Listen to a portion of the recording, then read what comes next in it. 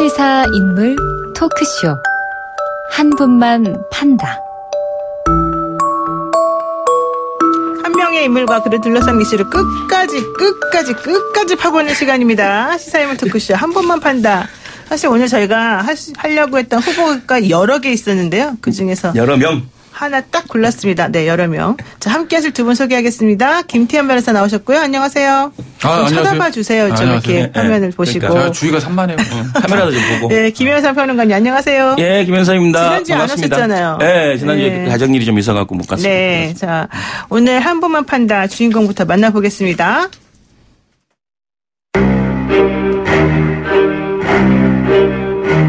농담입니다만 전화 안 받기로 유명한 유 의원이 홍 대표의 전화를 받은 것을 보면 급하기는 급했던 모양입니다.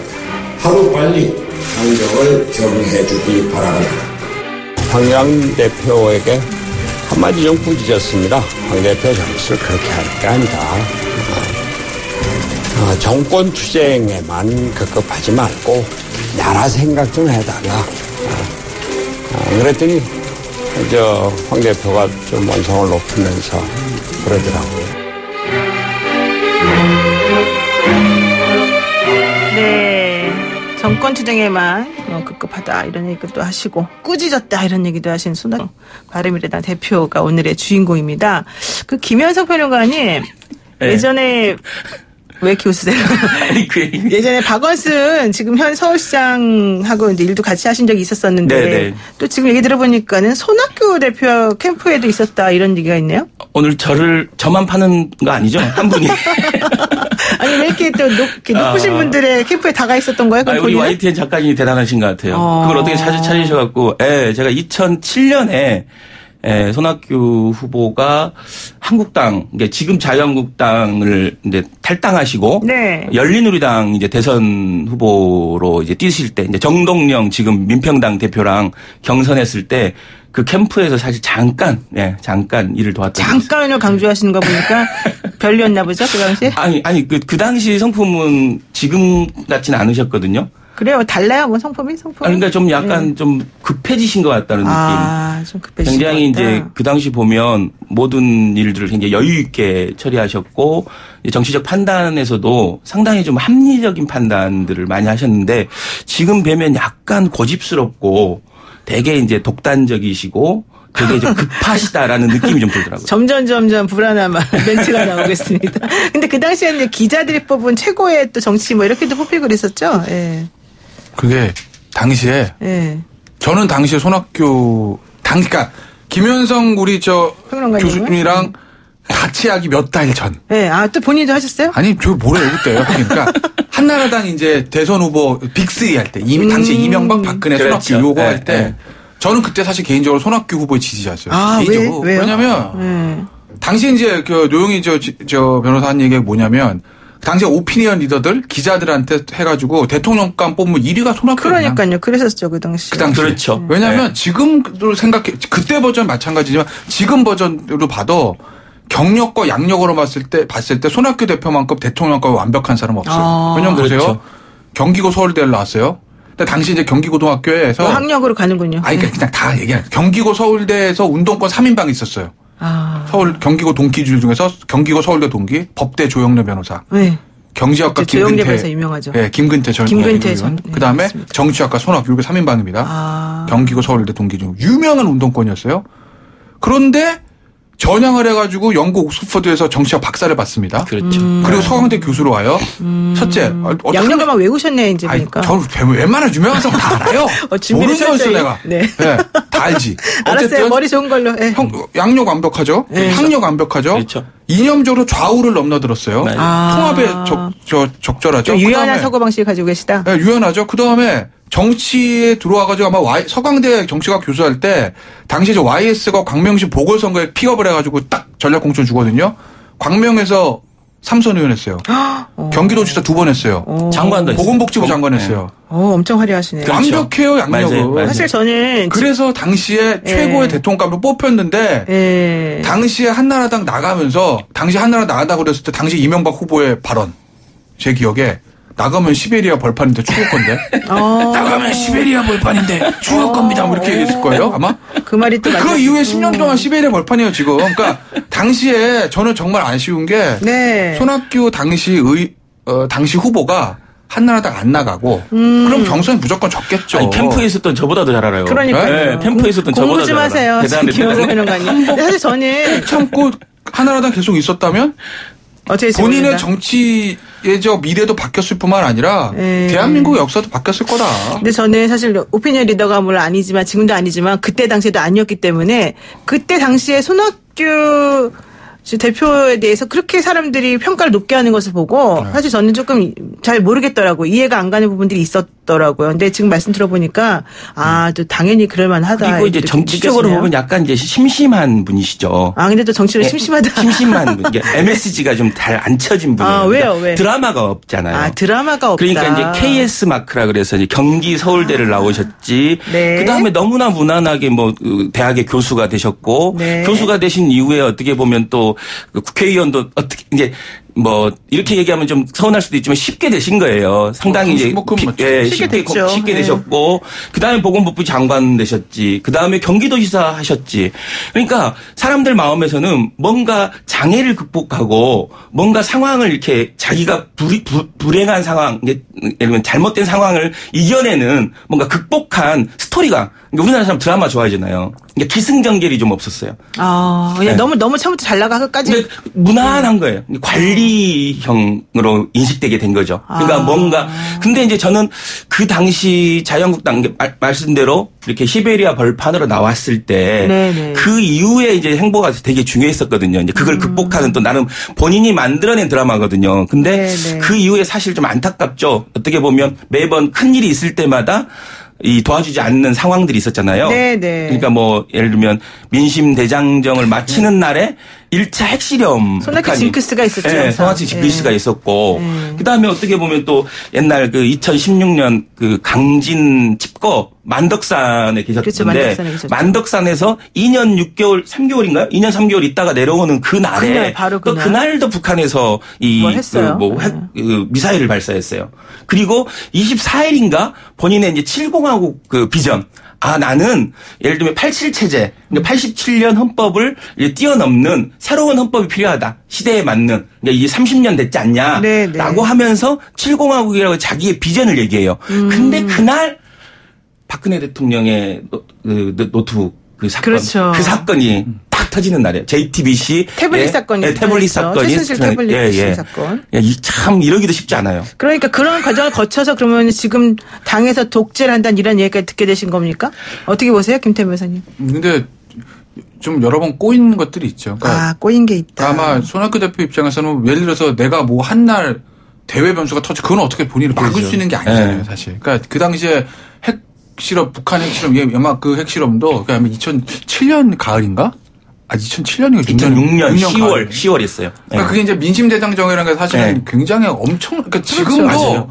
그 정도의 정치적 퍼포먼스를 보여줄 정치인이 없어요. 맞아요. 100일 동안 다녔어요. 없어요. 진짜 좀 불운하다 이렇게 말할 수 있겠네요. 근데 그 당시 딱 터진 본인이 묻히고 이명박 후보 당시 후보한테는 진짜 베스트였던 게 북한 핵실험 터지고 나서 여론조사 추석 진화 딱 해봤더니 당시에 박근혜 당시의 후보를 이명박이 확 이기고 치고 나온 거거든요. 그 이제 그 하나의 변곡점이 됐는데 아마 그런 부분들은 본인이 막을 수 있는 건 아니지만 제가 손학규 대표라면 본인의 정치 인생에서 가장 아쉬웠던 거 2개 뽑으라면 한나라당 탈당한 거. 그거는 인정 안 할 수도 있고. 그거보다 더 본인으로서는 조금 그랬던 건 2012년 초에 야권 통합이 있잖아요.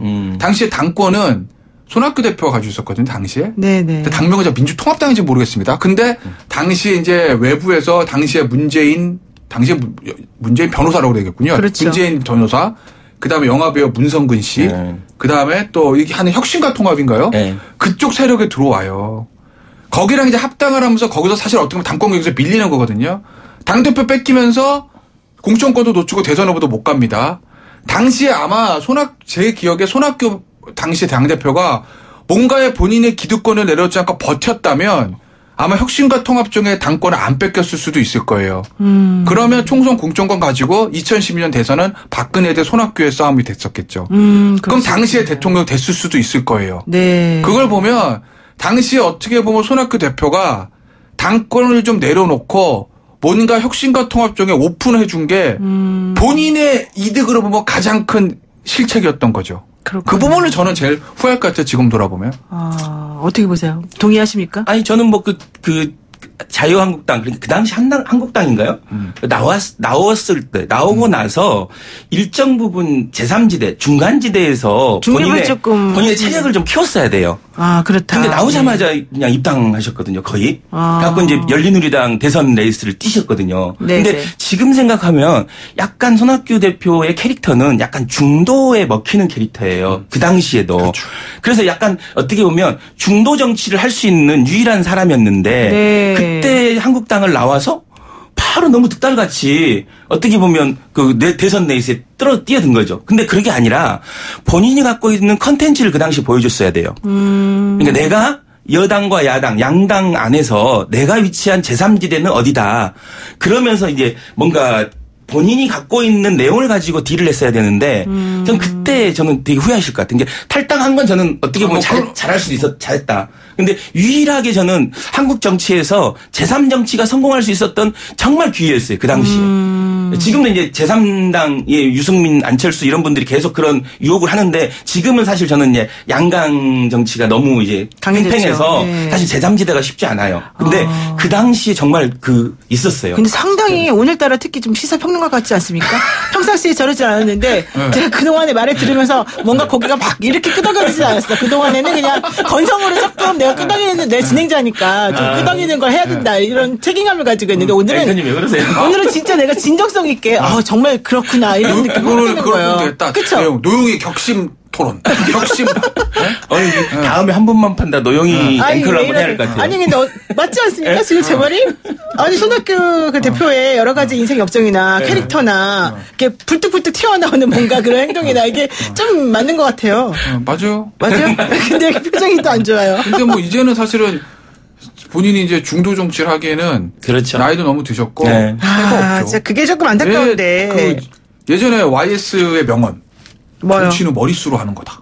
맞아요. 그거 명언이에요. 현실입니다.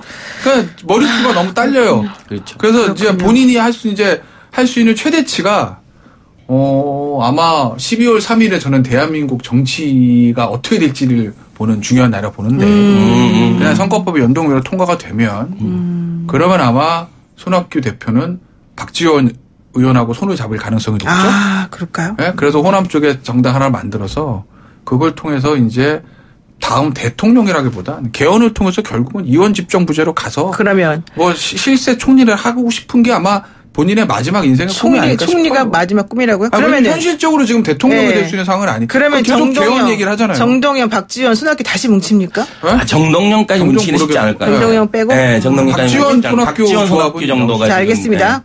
여기서 잠깐 제가 다른 얘기 여쭤볼게요. 그래서 손학규 대표가 황교안 대표랑 그 만찬 막걸리 드시다가 갑자기 꾸짖으셨다. 난 한마디로 꾸짖은 거다. 이렇게 하셨다는 거잖아요. 그게 법안입니까? 이러면서. 그렇게 된 배경은 뭘까요? 그 말의 의미가 뭘까요? 그러니까 본인의 이제 아마 그거는 두 가지인데 하나는 정치적으로 그러니까 이 정치적 이해관계라고 그래야 되나?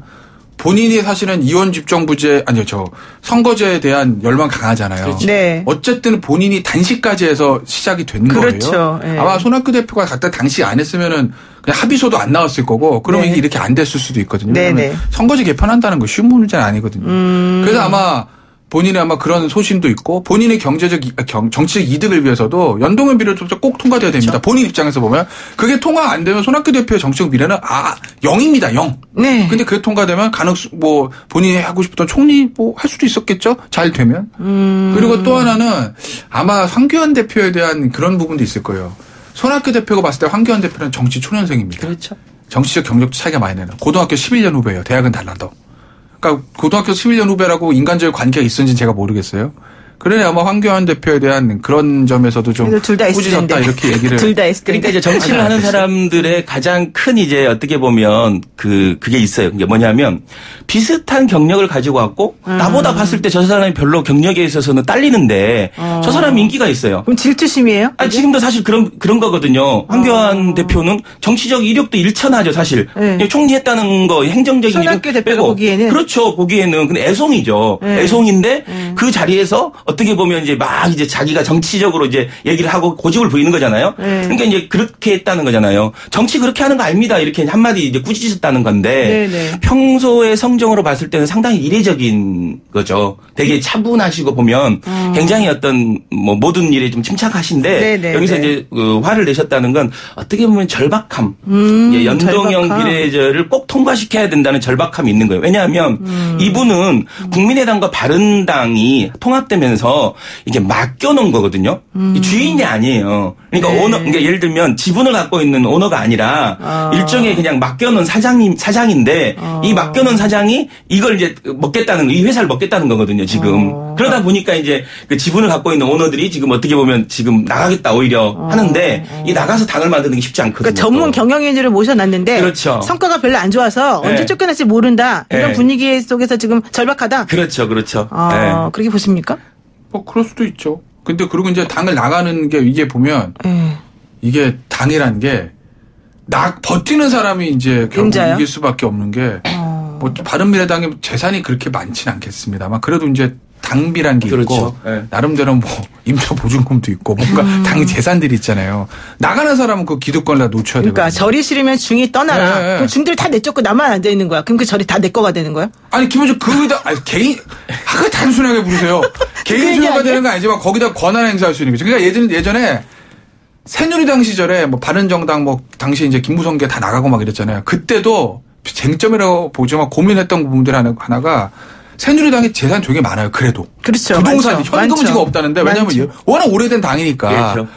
나간 사람들은 그거에 대한 권리 행사가 안 되거든요. 그렇죠. 근데 거대한 당을 운영하다 보면 그 재산에 대한 게 필수적이에요. 왜냐하면 자, 이제. 그걸 가지고 개인 치부한다는 게 아니라 네. 그렇지 않습니까? 그러니까 저 손학규 대표 입장에서 보면 본인이 버티는 게 맞는 거죠. 손학규 대표 개인적으로만 그렇죠. 보면. 네, 그렇군요. 그러니까 끝까지 버티시는 와중이다. 근데 이런 거를 이제 버틴다는 표현이 나와서 그런데 사실은 그 최고위원 관련해가지고 지금 당권파만 쭉 남아있고 네. 비당권파는 사실 다 이렇게 어제 권은희 의원까지 당비를 안 냈다 그렇죠. 그러면서 이제 내보내는 그런 상황이 있지 않습니까? 네. 근데 권은희 의원은 나는 당비는 안 냈지만 네.